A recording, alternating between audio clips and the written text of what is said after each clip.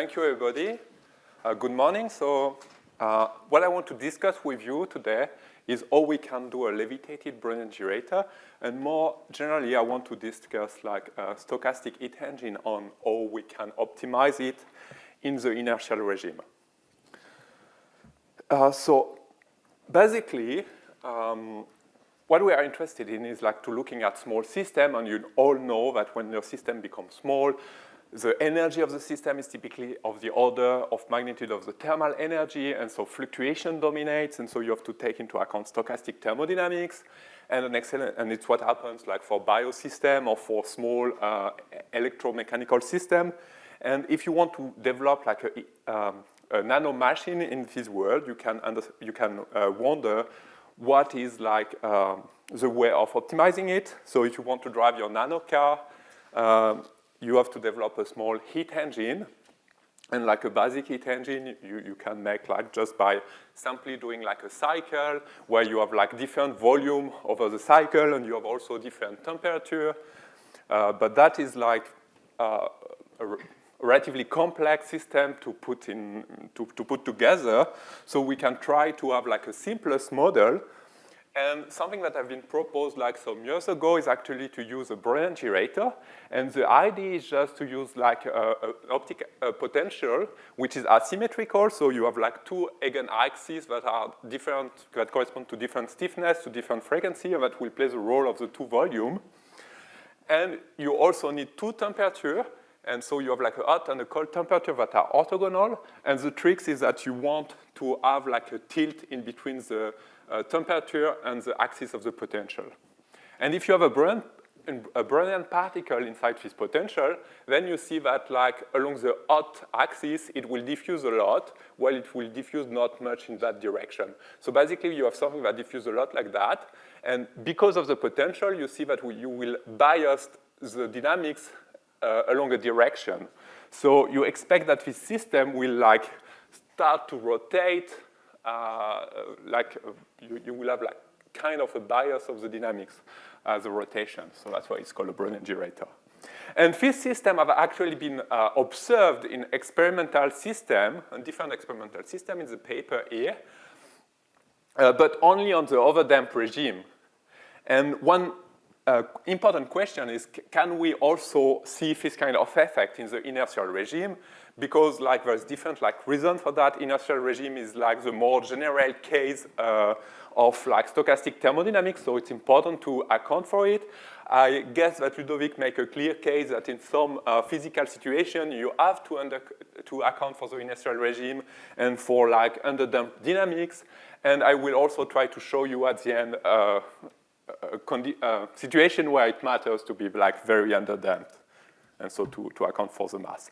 So my goal is to try to test this Brownian Gyrator in the inertial regime, in the underdamped regime. And for that, I need like a 2D asymmetric harmonic oscillator. I need to generate two different temperatures, and of course, I need to control the damping. And for that, I propose to use like optical levitation. So the idea is to use like an optical tweezer. And so we just take like an infrared laser with high power, and we try to focus like crazy. So it's like an objective to focus it. And we just drop a silica nanoparticle, which is around 100 nanometer in size. We drop a nanoparticle, and so when it crosses the laser, it will polarize. And the little dipole that we have will just be attracted by the highest field, and so the particle will go to the focus here. And what you see here, it's actually a real single nanoparticle that is trapped by the laser, and we just put a green laser so you can see it with your eye. So it's just like a single particle. And at first order, like the potential that traps the particle is just like harmonic, and it's a 3D harmonic potential, and I can prove that by just measuring the dynamics of the particle along the three axes, x, y, and z. And you see you really have like an harmonic motion, and if you do like the per-spectral density of this dynamics, you see that you have like a natural frequency that are all different. On the z-axis, since it's the optical axis, the frequency is very low because it's like particle can go far away. It's not very confined. And the x and y, it's like much more confined. And there's a slightly difference of frequency because of the polarization of the laser that breaks the symmetry. So in the following of the talk, we will just consider the x and the y axis that will make our like asymmetric potential with the slight difference in frequency or stiffness of the trap. And the z is completely uncoupled, so we will neglect it. So we have like the asymmetric potential, so now we need to do like different temperatures. And you see that here we have like the PSD at room temperature, so like the energy, the thermal energy correspond to the area below this curve.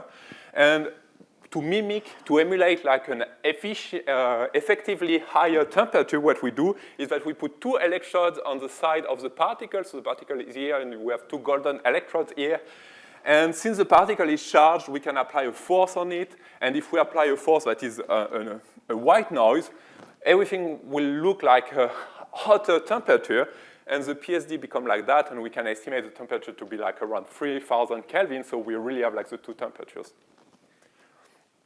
And so the last items I need is like to play on the damping, and my system is inside a vacuum chamber, so I can easily change the damping by changing the gas pressure. If I have like a high gas pressure, so like it's like a few hundred of millibar, then my dynamics, like the PSD, the power spectral density of my dynamics look like that, so it's really overdamped, we don't see the resonance.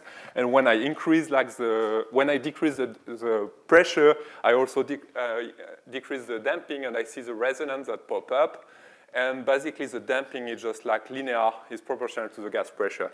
So easily by just like changing the valve on my pressure chamber, my vacuum chamber, I can really go from like something that is like relatively well damped to something that is very, very undamped. So I have like all the parameters to test if the Brownian gyrator is working. And so we just pay attention to just tilt the potential axis by 45 degrees compared to the hot and cold bath, because it's like one important parameter here. And we measure the dynamic of the particle first in the overdamped regime, so we keep like a high pressure.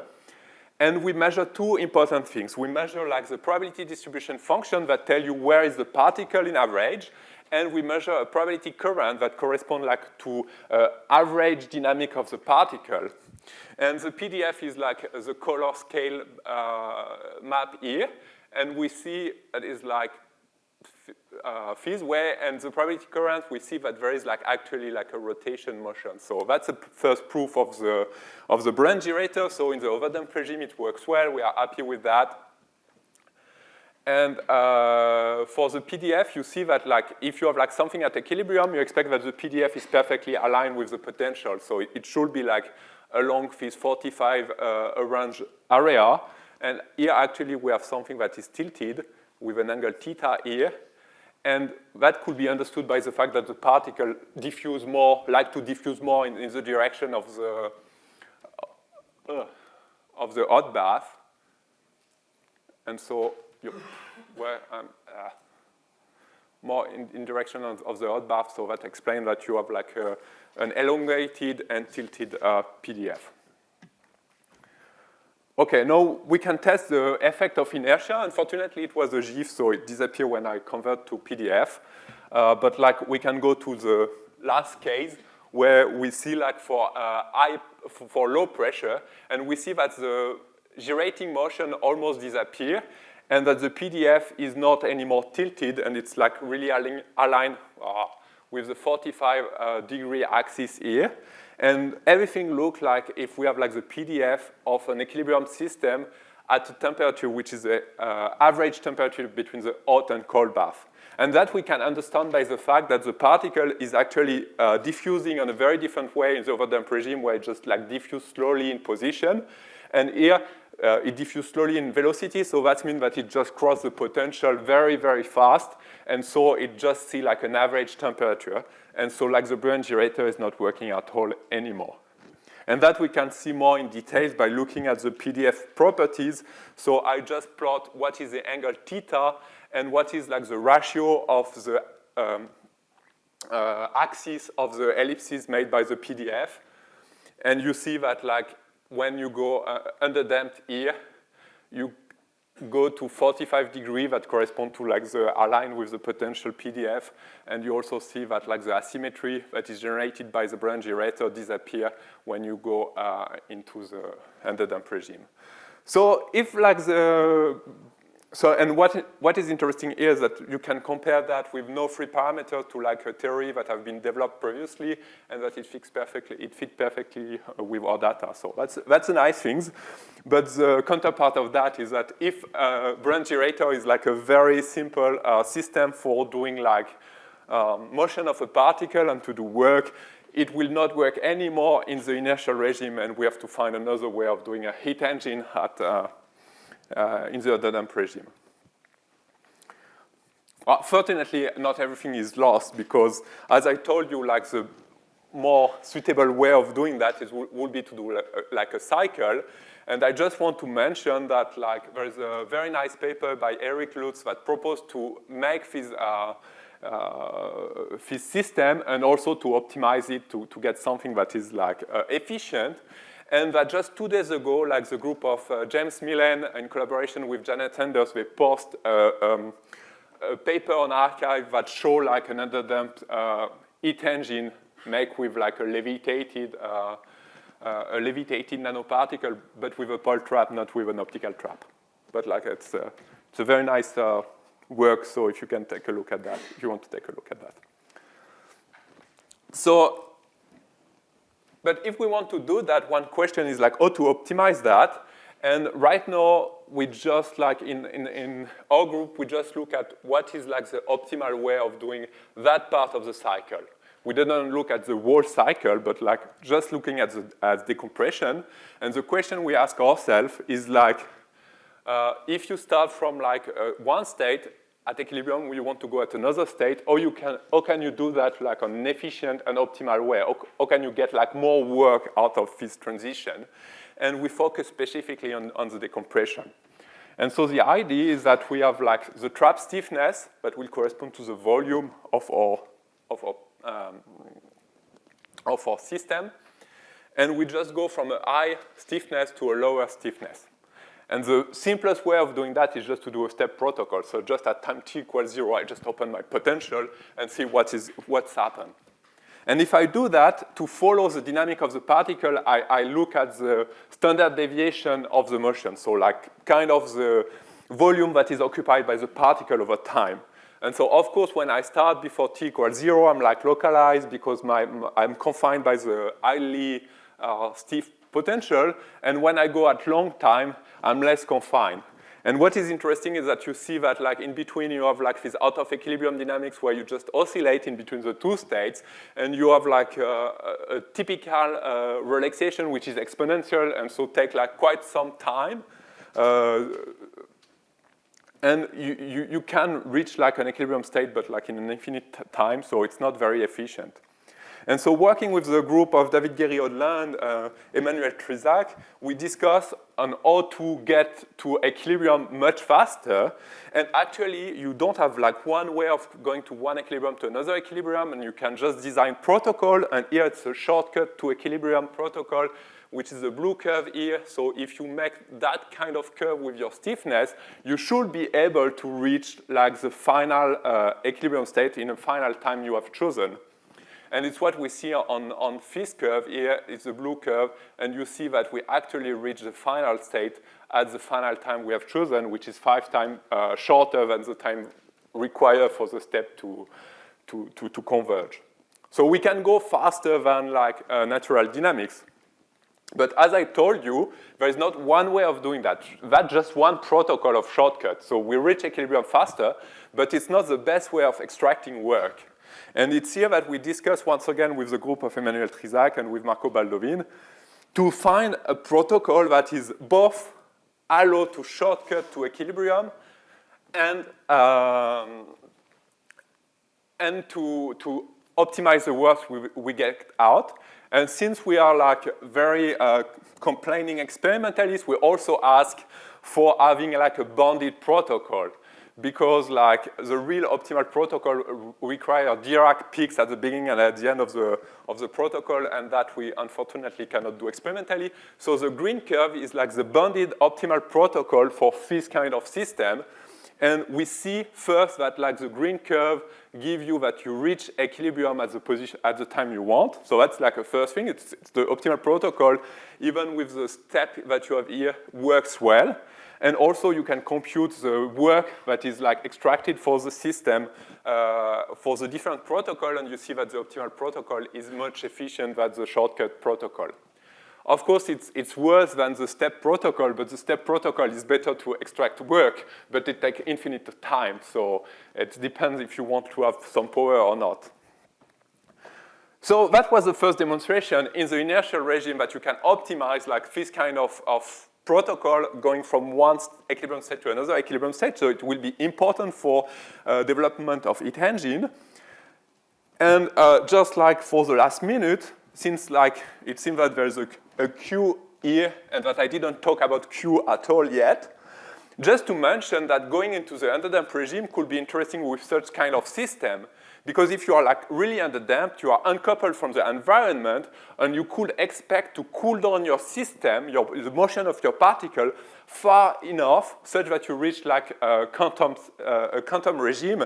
And actually the group of Vienna and Zurich, they have demonstrated that using a feedback cooling, you can actually cool down this small particle inside the ground state of the motional dynamics. So that could be like a way trying to bring our large thermal system into a quantum regime. So it's one way to go to quantum thermodynamics. So just to conclude, I hope I demonstrate to you that like levitated nanoparticle is a nice system where we have plenty of knobs and where we can explore thermodynamics. I try to show you that like if Brownian Gyrator is a nice idea, it will not work in the inertial regime, but still we can use levitated particle in different contexts to make a nano heat engine or to optimize this kind of protocols. And so, of course, one of the outlook will be to develop such an optimal nano heat engine. And why not continue trying to get into the quantum regime and to do some quantum thermodynamics? So finally, I just want to thank the people I work with. I'm really lucky to work with this team. And I especially thanks Talita, which is responsible for doing this Brownian Gyrator, and Ines, which was the person behind like the experimental part on the optimal protocol. And we also have like very nice collaborators.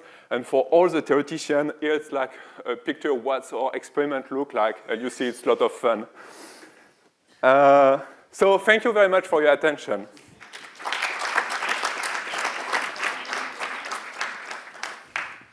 Thank you, Loïc. The floor is open for questions. Thank you for this very nice talk.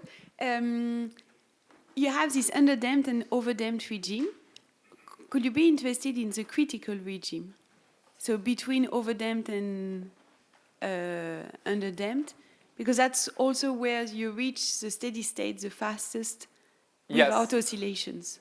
So there is like actually some physical effect that will be like interesting in that specific point. Like especially in the dynamics of heating and cooling, there is like a very nice paper by Raoul Rica and like the Zurich team on Kovacs effect that happens in that point. Also, for all the dynamics of the jumping dynamics of a particle between two traps, it's where like you have the highest rate. So you could have like emergence of effect in that point. And so it's also where like you have the richer dynamics, and it's also where it's the harder to look at because actually all the dynamics are very, very fast. So you have to have the time resolution required to observe it. But so you could reach that point. Yeah. It's what's nice with our system is that we can really easily tune overdamped to underdamped with the gas pressure. Okay, and there was one plot you had, okay, I don't remember on which slide, but on the y-axis, there was, the quantity was Sxx over gamma. It was before, I think, and I was just wondering what is this? Here. What is Sxx? sorry, it's like the PSD, and I just divide it by the damping just to have like that part and that part that like superpose, because else like the underdamp will be like much, Yes. it's just that like in an harmonic oscillator, that part is proportional to gamma. Yeah, yeah. So But SX6 is what? Is a power spectral density. Ah, okay. Thank you.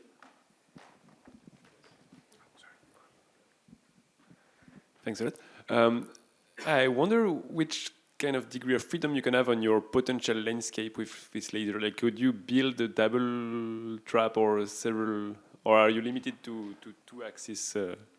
So like what is easy is to do like double trap, or basically we have the same opportunity as the one in atomic physics. So that means that with optical potential you can do plenty of different like optical potential limited by diffraction somehow.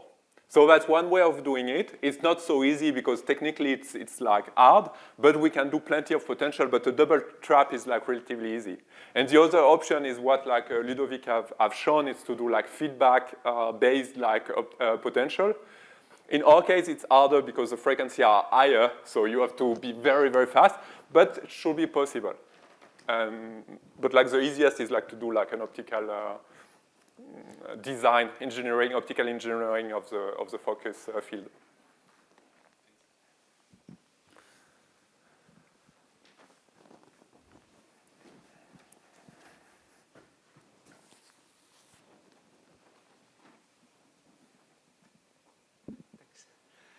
Thanks a lot for the talk. I had a probably simple question about the setup of this potential where the axes of the potential are tilted versus the temperature axis. I didn't quite get how somehow this setup breaks the chiral symmetry in the sense of if you replace the cold axis by also a hot axis, would it somehow break down? No, if you just invert the two here, like you put like the blue as the hot and the red as the cold, then it will do the same, but it will rotate in the opposite direction. And if both are hot? Sorry? If both are hot at the same temperature? If like everything is at the same temperature, then you have an equilibrium state, and so you don't have like any current. Your particle will just diffuse everywhere, and you will not have like a bias dynamics. It's what we see in the overdamped. In the underdamped, sorry. In the underdamped, like just the particles see like an average temperature because it diffuses too fast. And so you just have like a hot harmonic oscillator. So it's a non-equilibrium steady state that really looks like an equilibrium steady state. Okay, I see. An equilibrium. Thanks. Last question from Janet.